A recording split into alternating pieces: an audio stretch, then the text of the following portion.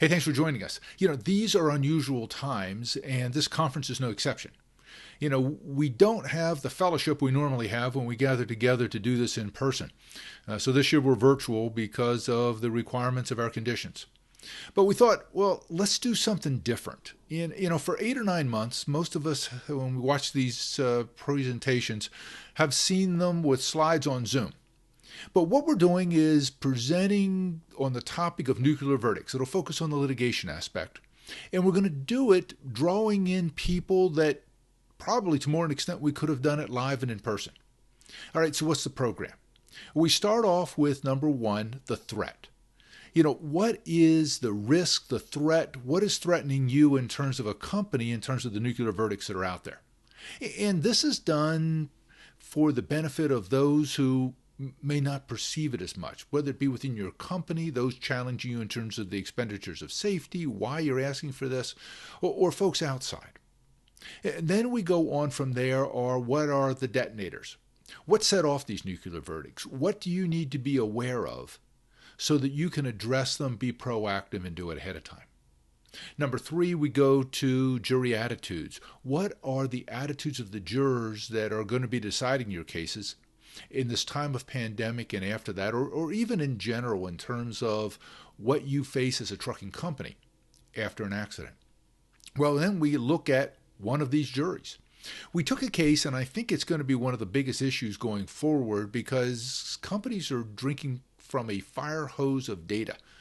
And so what we're looking at is what is a jury perception in an instance where this hypothetical case, a hypothetical trucking company, had data but was not on top of it and did not have the most strenuous discipline problem.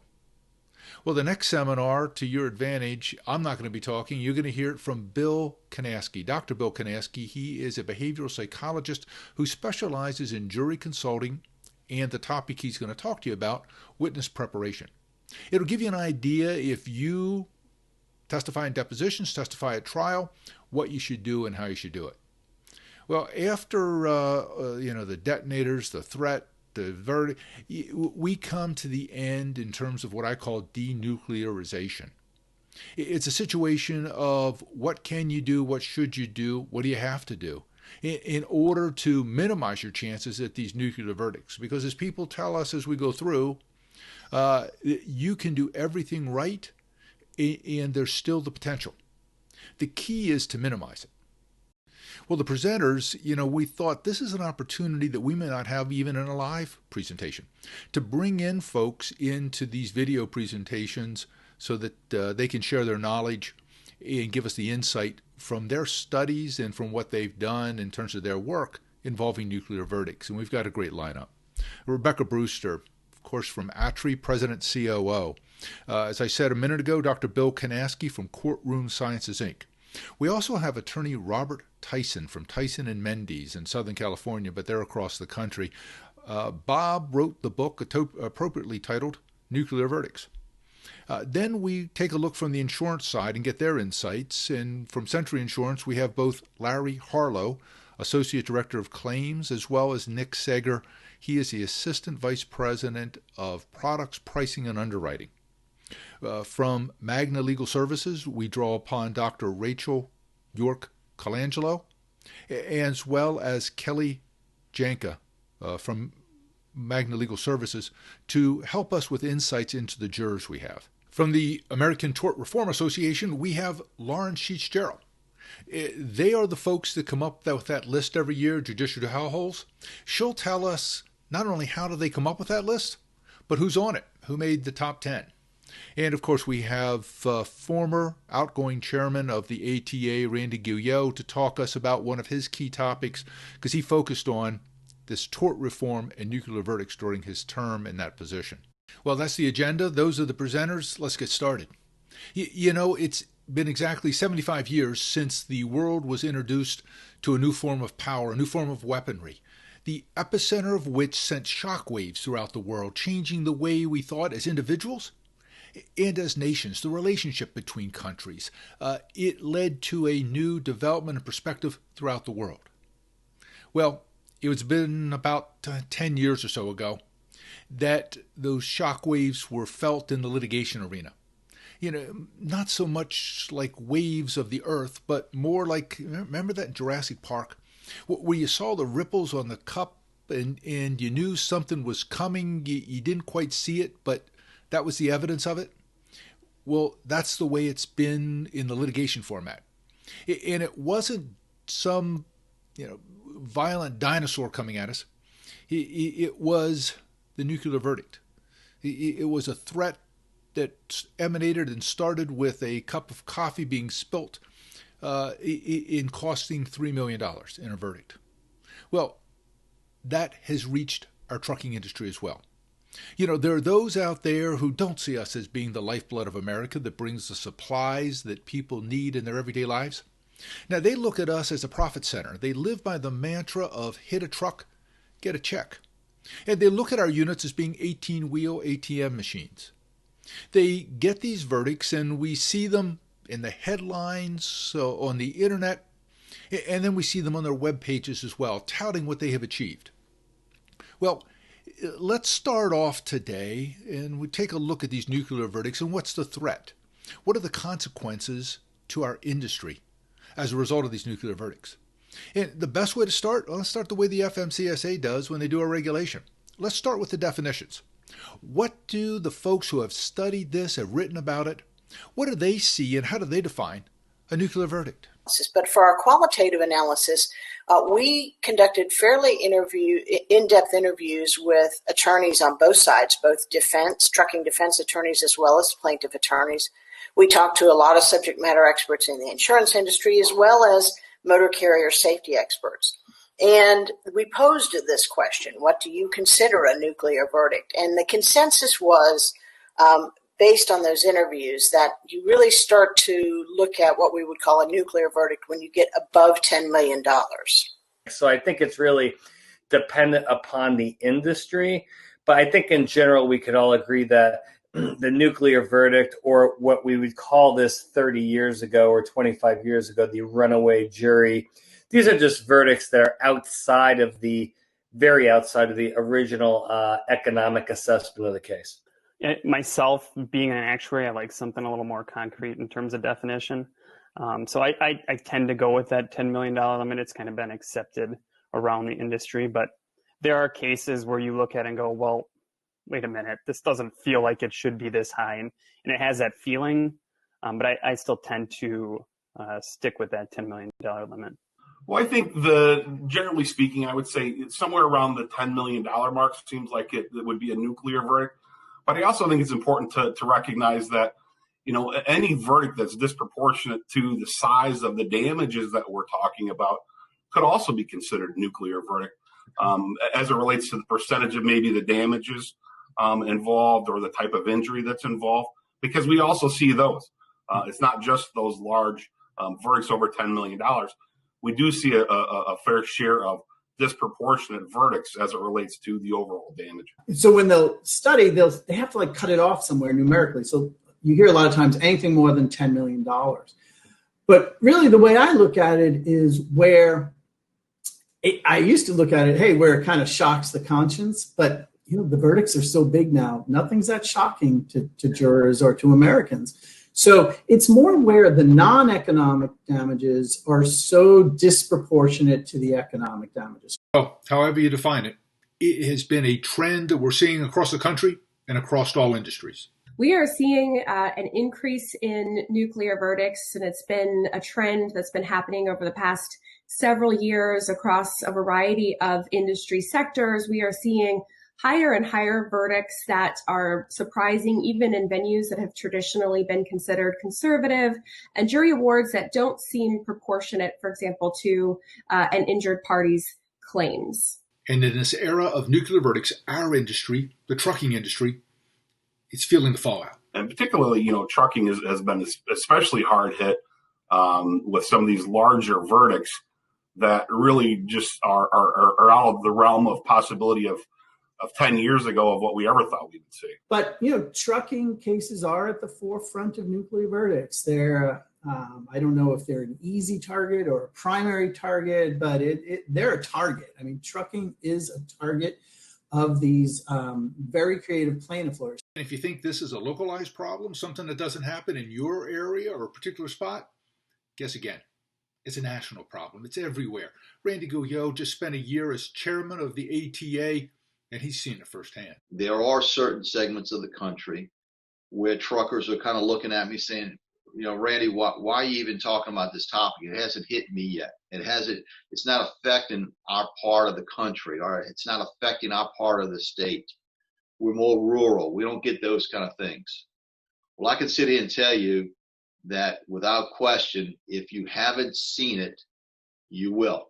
Knowledge about these nuclear verdicts is crucially important to the insurance industry. I mean, they're the ones that have to deal with the aftershocks and the fallout from these explosive verdicts. So I went to Nick Sager, Assistant Vice President of Products Pricing and Underwriting in the transportation area at Century Insurance. This is what Nick has seen over the years with regard to these verdicts. 2017 PCI did a series of studies on nuclear verdicts, trying to determine whether they're increasing in frequency and severity. And, what they found in those studies was they're happening and they're increasing a little bit, but it wasn't like a real apparent trend in nuclear verdicts at the time. And they defined that as anything over $10 million. Since then, though, I think we've all seen the headlines, and the court case is $100 million, $280 million, FTS, which I guess has just been appealed. The Werner case, the $400 million in Florida, that, it really feels like they're happening. And the ATRI study that was just put out this year sort of went about to prove that. And what they found was, yes, actually, they are increasing on the trucking side. And I think even scarier than just the number of them increasing is that the severity and the size of those cases is increasing as well. So we're definitely seeing it in the industry. Well, the ATRI study referenced by Nick was recently presented and took a look at the nuclear verdicts from both a quantitative side, through data and research, as well as a qualitative side, interviewing individuals, defense attorneys, plaintiffs' attorneys, people from the insurance industry, as well as those from the trucking industry. If you're going to talk about ATRI, you start with Rebecca Brewster, and she describes what went into their study and the data they drew upon. So this was a very data-intense study. So the first thing we had to do was pull together the data on trucking litigation cases. And so we did that. The database spans about a little over 10 years. And we have actually over 15 years. And we have just over 600 cases in that database. And they range in verdict size from, small in relative terms, less than $1 million, to way upwards of over $42 million. All right, they got the data. Well, the first thing they did is took that data and analyzed it for trends. What has been the tracking of these verdicts over the last number of years? Well, let's start with just the entirety of the database, anything over $1 million. And so as we see on this slide here, between 2010 and 2018, we've got a 967% increase in verdicts where the average verdict was over $1 million. And a significant climb there, as you see, between 2017 and 2018. But there's no denying that these verdicts in terms of frequency are occurring much more so, particularly in the last 5 years. Just starting at the baseline of $1 million plus, you see in the first 5-6 years of our data from 2005 to 2011, there were 79 cases where the verdict was over $1 million. Then you look at the latter portion of our database from 2012 to 2019, where we had 265 cases. So that represents a 235% increase in the number of cases where the verdict was over $1 million. But of course, Doug, as we said, our research was focused on those nuclear verdicts, so cases where the verdict was 10 million and above. And there you can see in the first few years of the database, we had just 14 where the verdict was over $10 million. But in the latter portion of that data set, there were 27. So nearly a doubling, a 92.9% increase in the number of cases where the verdict was over $10 million. It's easy to look at these and say, well, yeah, they're going up, and so is everything else. In particularly medical costs, because in many cases, that's what drives the verdicts. In the words of Coach Lee Corso, Not so fast, my friends. And that's often the justification for these large verdicts, is that there's been such an incredible increase in medical costs that these verdicts have had to subsequently go up to deal with that increase in medical costs. So if you'll excuse the confusing, because we have two different y-axes here. One is looking at verdict size increase, while the other is looking at increases in inflation and in healthcare. Healthcare is the orange line, inflation the yellow.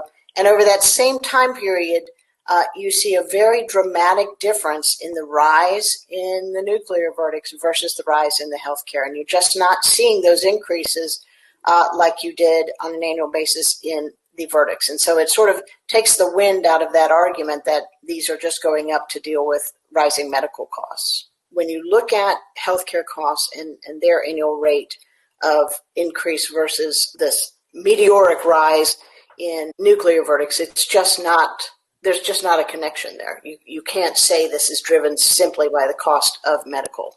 All right, if it's not the price increase in medical bills, is it a public perception based on an increase in the crash rate that we have that are reflected in these verdicts? What we're seeing is, interestingly, fatalities per mile driven, directly speaking to the trucking industry, have decreased by 20% in the last decade, which is great. But on the other side of that coin, there has been an increase in the amount of severe accidents, severe injuries. So that increase in incidents, of course, leads to more litigation and has also caused an increase in the average severe bodily injury settlement from 1.2 million to 2.8 million per claim. So more than doubling the average settlements. Well, we heard from the underwriting side in terms of what the trends they see, but how about the folks on the front line, those that deal with the claims? Well, I went to Larry Harlow. He's the Associate Vice President of Claims at Century Insurance to find out what he's experiencing, what he's seeing close up from his perspective. You know, it used to be that if a motor carrier was practiced or had good safety culture, you felt a little bit better about your position in the case.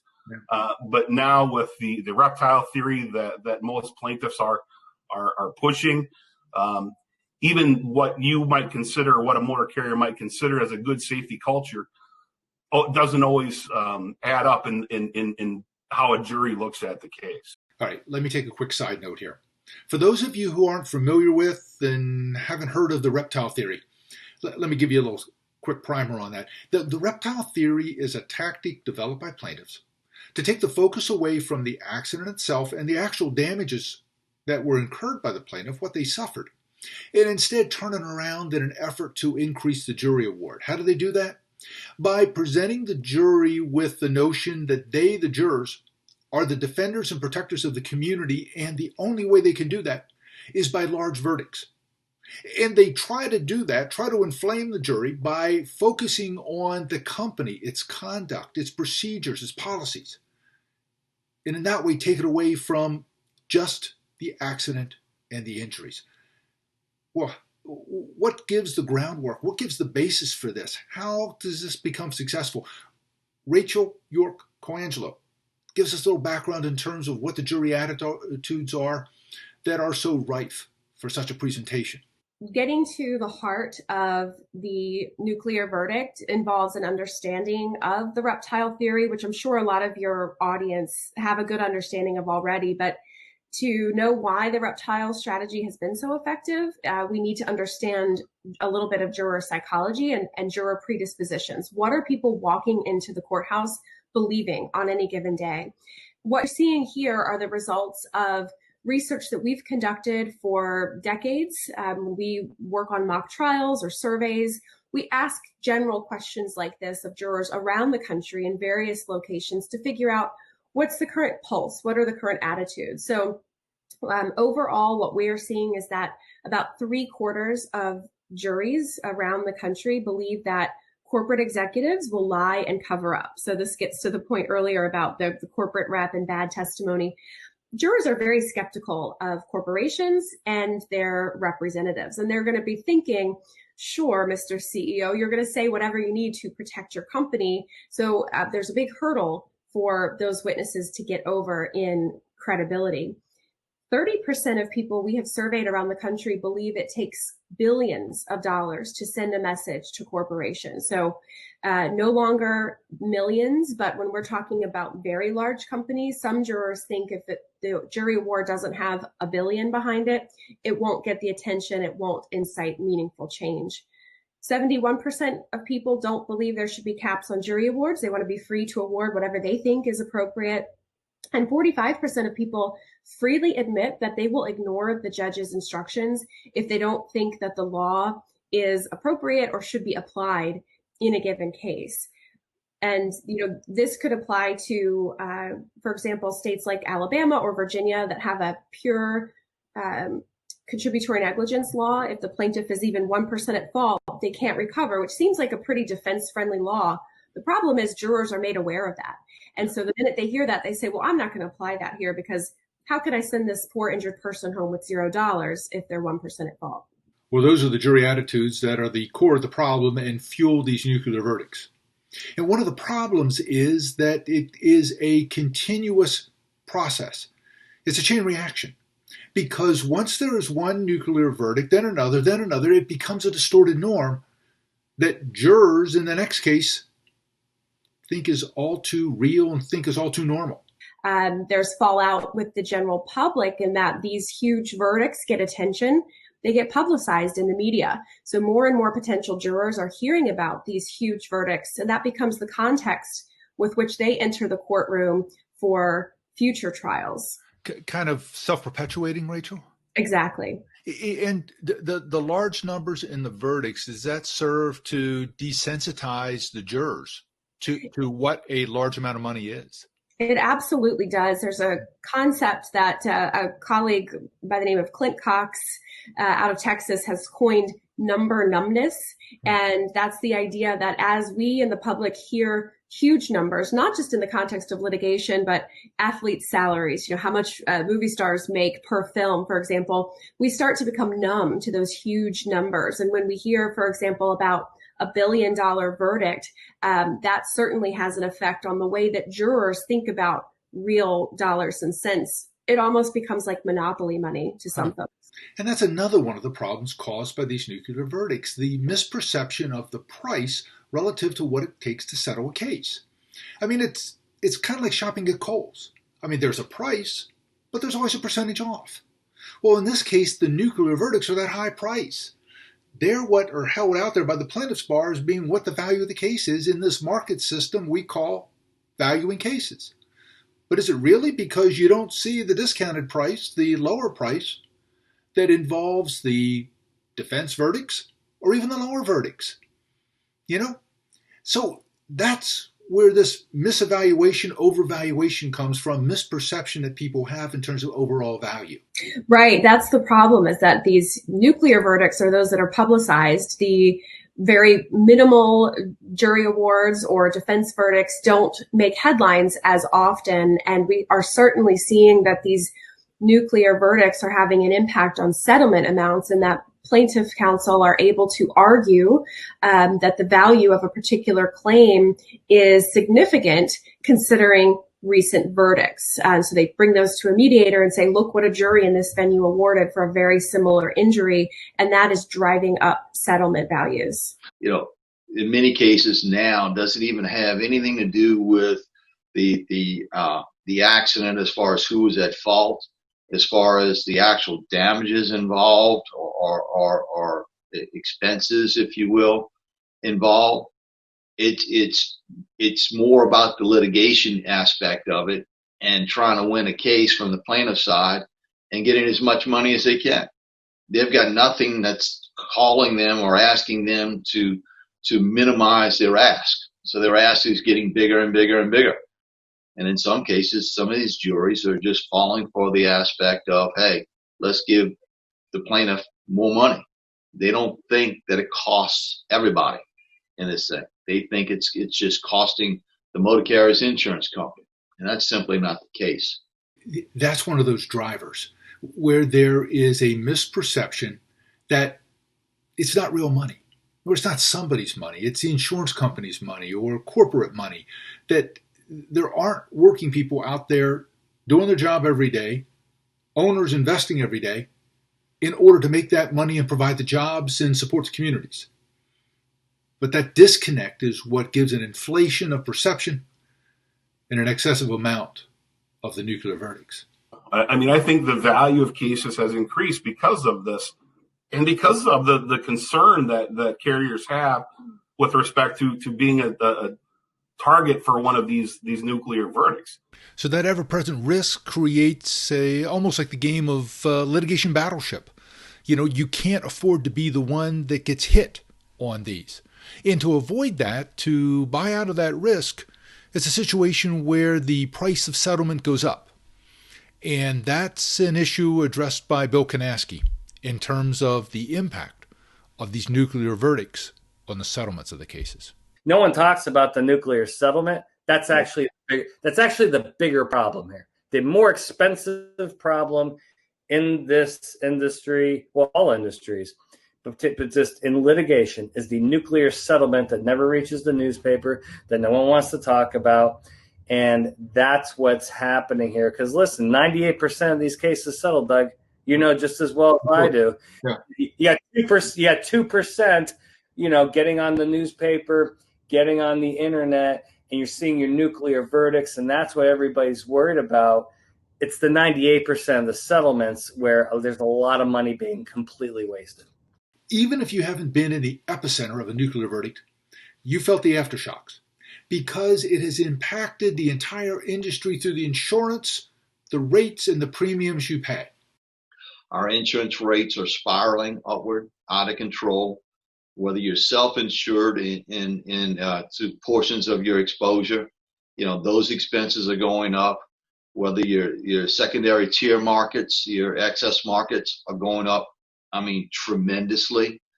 It's all over the place. Whether your first dollar insurance, your rates are going up significantly. And as I said earlier, it depends on whether you're the next person getting renewed, or whether you might be at a competitive disadvantage because your rates just went up this month, and maybe your competition may not be going up for 2 or 3 more months. It's that significant right now. And we do have motor carriers going out of business simply because they cannot afford insurance these days. So how do insurance companies factor in the nuclear verdicts when they set the premiums, when they determine the prices? Well, for that, I went to Nick Sager, Assistant Vice President of Pricing, Products, and Underwriting at Century Insurance. He tells us how they look at the nuclear verdicts in the context of the rates that they set, and also the other factors in addition to nuclear verdicts that have gone into the price increases in insurance throughout the industry. Yeah, it's definitely been out there, and we've seen the ATRI studies as well that have shown increases in prices, and I think the cause is at least twofold, and probably more factors in this, but I think of it in a couple different ways. One, nuclear verdicts, I look at them as sort of catastrophes, like natural catastrophes, like hurricanes or wildfires or whatever. We know that they're going to happen every year. We don't know where and to whom, and we don't know the size. So what actuaries typically do then is create a catastrophe load. And on the pricing side, we're doing that as well. But when the number of nuclear verdicts are increasing and the severity of nuclear verdicts are increasing, likewise, pricing for those, we have to increase that catastrophe load as actuaries, and that's happening across the industry and at Century as well. And then on top of that, the propensity to see these nuclear verdicts has kind of, it feels like, emboldened plaintiff attorneys to maybe push smaller cases a little bit further than they might otherwise have. So that's having an effect on the smaller cases as well, pushing them harder, causing you to take a second look, and maybe bringing just a little fear and doubt on the defendant's side, and maybe settling for a little bit higher case. So what that's done has increased severity trends across the industry, and depending on who you're looking at, it could be high single digits, and it could be, as much as double-digit trends. And if you're pricing something, you have to keep up with those trends. So the prices are increasing to keep up with those trends. And then on top of that, commercial auto broadly across the insurance industry has been very unprofitable going back to 2010. So when you have trends increasing by 10% and you're trying to get back to a profitable level, that's a really strong recipe for significant rate increases. All right, let's take a time out and see where we're at here. We've got the nuclear verdicts that have struck various companies throughout the industry with devastating effect. We've got the aftershocks that have gone out, given the public an increased perception of what a value of a case is, and driven up the price of settlements. And between the increased price of settlements and the risk of a nuclear verdict, well, it's been seen by the insurance industry, as Nick just told us, as a potential of a natural disaster. And the result is the increase in premiums. All right, well, that's just the start of it. Because those increased in premiums, ATRI found, then has a continuing compounding effect on trucking companies beyond just the immediate cost of the verdicts or the insurance. Again, Rebecca helps us with that. Clearly, these nuclear verdicts are having an impact on motor carrier costs. It's certainly playing out in terms of insurance costs. And we have seen in other research we've done at ATRI in our operational costs of trucking, we've seen insurance costs per mile continue to rise. In the most recent, or in last year's report, insurance costs increased 12% from one year to the next. And over the past 5 years, it's been over 18%. I think we'll see an even bigger jump in this year's operational costs. And certainly if you are a carrier who has experienced a nuclear verdict, those insurance cost increases are even much higher. So what happens, Doug, is when those insurance costs go up, carriers have to, cannibalize that money from somewhere else. And so ultimately, I may decide to invest less in safety technology because I have to pay the insurance bill. And so these nuclear verdicts are not necessarily raising the safety bar for us. They may, in fact, actually be a detriment to safety because of the cost impact on them. And then the other thing we found is that ultimately we all pay the price for these nuclear verdicts because, as we show in this figure here, when there is a nuclear verdict that impacts a trucking fleet, insurance companies have to raise insurance premiums. The trucking company has to pay more for insurance, and ultimately that plays out in rising costs of transportation costs for all the things that come on a truck. And so at the end of the day, you and I as consumers are ultimately paying for these nuclear verdicts. When we think of nuclear verdicts, we think of the financial fallout, but there's more than that. This was driven home to me recently in an article in the Arkansas Trucking Association magazine about Randy Clifton. Randy Clifton grew up in trucking. His grandfather had a trucking company, had it for a number of years, and then later his father started his own trucking company. Well, when his father took ill in 2010, Randy took over the business and ran it and was doing well. And then one of his trucks was on a run and the tractor broke down. Well, he had to get the load there. You know what that's about. So he brokered that load out to another company.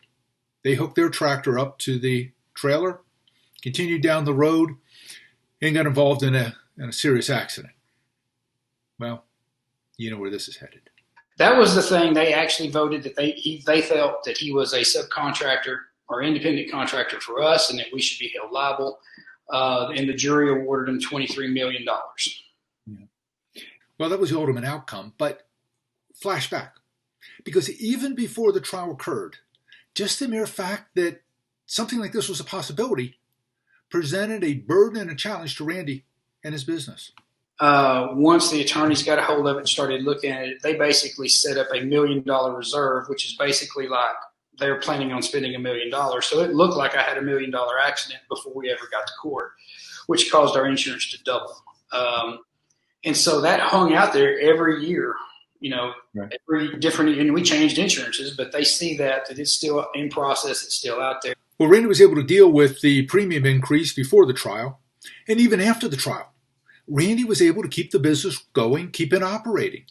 We still had our credit line. We were still able to operate. And so, we were able to go ahead and run basically 5 years past it, but it was still a struggle with high cost. Well, the judgment was reduced on appeal.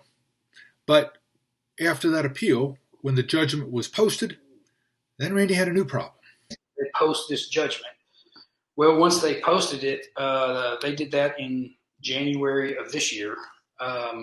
I didn't think too much about it, but we got a call from our bank, and the president called, and he was like, "We've got a problem. We see you've got a $6.5 million judgment posted against RCX." And he kind of knew about the lawsuit, and I kind of told him what was happening. But once that posted, the bank was very uncomfortable, so they froze our credit line. They basically said, "We're going to have to freeze your credit line, and we can't extend you any more credit until that judgment goes away." Well, at that point, Randy had a decision to make. Me and my wife went to dinner, and we had one of those heart-to-heart discussions, and, we're done. We fought it. We're tired of it. We're just going to have to shut it down. And so could have probably tried to get some outside financing, but it was such a struggle.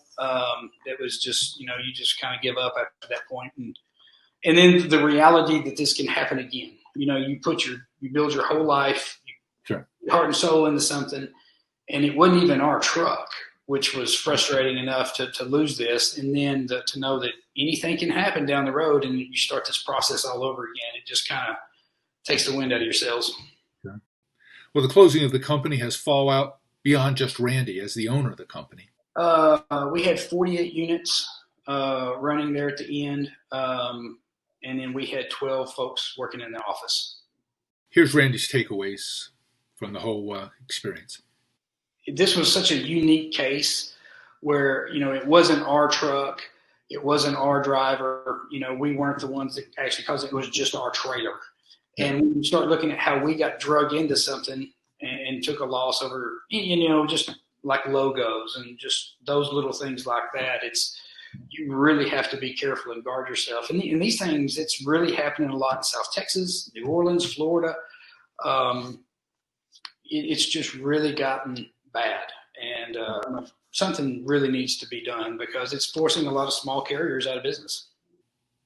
You can measure nuclear verdicts in many ways, but how do you measure it compared to the story of Randy Clifton? Randy and the thousands like him who get up every day, run a company, accept the risk of being the owners of a business, provide jobs to employees, and support to their community. They are who we owe the aggressive defense of trucking cases, nuclear verdicts, be able to protect them from this type of thing. That is the true cost of nuclear verdicts. Now let's shift gears a little bit. 2020, COVID, social unrest, a time of turmoil, and we are going back, and in fact, many courts have reopened. Going back to jurors who have been through this as well. What impact and what effect will it have on them? Well, who better to ask than a behavioral psychologist who's already started to do studies in terms of the impact of these social conditions and the disease of COVID on potential jurors. Bill Kanaski gives us insight into what attitudes he finds in the research he has already begun in terms of jury reactions. Yeah, everybody's calling me right now saying, well, what's the impact of COVID and social unrest going to be on jury decision making? And we're actually collecting data on that now. I can tell you this just generally right now, it's not positive. It's not a positive thing, right? When you have a jury pool that's been devastated economically, emotionally, mentally, that's not good for defendants in a courtroom. I can tell you that. We will continue to talk about that. But whether you have COVID or not, things like social unrest in, close to you, Philadelphia, right, Baltimore, Los Angeles, Atlanta. I mean, I can go on and on. You get cases in those venues, you're kind of behind the eight ball. And you have to be very, very careful because regardless of the facts of the case, you have a jury pool that wants to settle a score. And that's not going to change. And I think that's actually going to multiply and get worse. And that research Bill has done? Well, this is what he's found in terms of the jury moods and attitudes after all we've been through in 2020. Well, we've collected data in 7 cities across the nation. We have a pretty good sample size. And we've also been doing a lot of online research, which I'm not a huge fan of, but we're kind of stuck with it right now because of public policy. We've still done actually some in-person mock trials and focus groups in certain locations where you're not in a COVID hotspot, and so we can social distance the mock jurors. You got a pretty emotional group, a very emotional jury pool, and it's quite frankly mostly politically based as opposed to COVID based. I mean, everybody is fair. Okay, I got to wear my mask, and yeah, people get over stuff like that. But yeah, there's a lot of people have been furloughed or laid off. I have a few friends that have actually had small businesses had to claim bankruptcy because they couldn't get their, so you have some definitely and people that have been sick or ill or had lost a family member from COVID. Yes, those issues are out there. That combined with the current political atmosphere, you have a stick of dynamite right here, right currently. Remember that perception we talked about of people have in terms of the value of certain aspects of money? Well, that has only gotten worse with regard to our situation in 2020, as Rachel York Coangelo explains, based upon her research as a jury consultant. As you alluded to earlier, $1 million is not what it used to be. People think with the cost of healthcare, the cost of living, the uncertainty of the future, particularly now, people feel like $1 million won't get you very far. So people start thinking in terms of tens of millions or hundreds of millions. And remember the reptile theory we talked about earlier, where plaintiff attorneys try to get people not to look so much at the accident or the injuries as being guardians of their community and needing to take action in large verdicts in order to protect it? Well, Rachel tells us how that's played out in 2020. I wanted to add from very recent survey data, we can see that this idea about needing to be sort of the protectors and to take on that role as a juror. In a survey we conducted just a few weeks ago at the end of October, 84% of people around the country agreed that in today's world, juries need to be the guardians of the community by forcing companies to change bad behavior with large damages awards. This is a striking number, and it's an increase from what we were seeing even a couple months ago, and more so even pre-pandemic. So this idea about needing to be a protector and to send this message, punish bad actors, is only increasing among our jury pools. I think that sentiment is also on display here in also data from just a few weeks ago, in which we asked people, do you think the primary purpose of awarding damages to a plaintiff is to punish the defendant? And as you can see, over 80% of the respondents, again, agreed that that is their focus, not on compensation, but on punishment. We then specifically asked people what they thought of some of these recent nuclear verdicts. And we went straight to those billion-dollar jury awards that have been publicized recently and asked people, what do you think of those? 35% said, I think $1 billion award is too high. That's unrealistic. However, 32%, about a third of people around the country said, I think those awards are just right. Perhaps even more frightening are the 6% there who say, I think $1 billion jury award is too low, or it's still ineffective compared to the company's profits. And this is all the result of the October 2020 research. Exactly. Yeah. That's right. At a time when we're having a virtual conference like we're having today on this and doing our meetings virtually, if you're thinking about doing a virtual trial, listen to this. This example, really quickly, I just wanted to mention, the new component of virtual trials coming to the table now during the pandemic.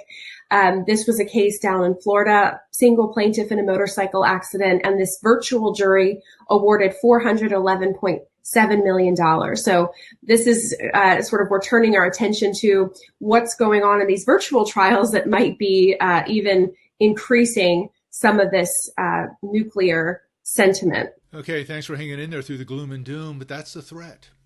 A real and true danger to the trucking industry as a whole and to individual companies, even if you're not in the epicenter of one of these explosions. Well, the next session we talk about those detonators and what you can do to identify, be proactive, and to minimize the risk, if not eliminate it, to get caught in one of these nuclear verdicts. Thank you for joining us. If you have any questions or want additional information, a lot of these full interviews or parts of them are on my YouTube channel, my podcast. You can get other information as well. The information's on the screen right now. Thank you for joining us. See you at the next session.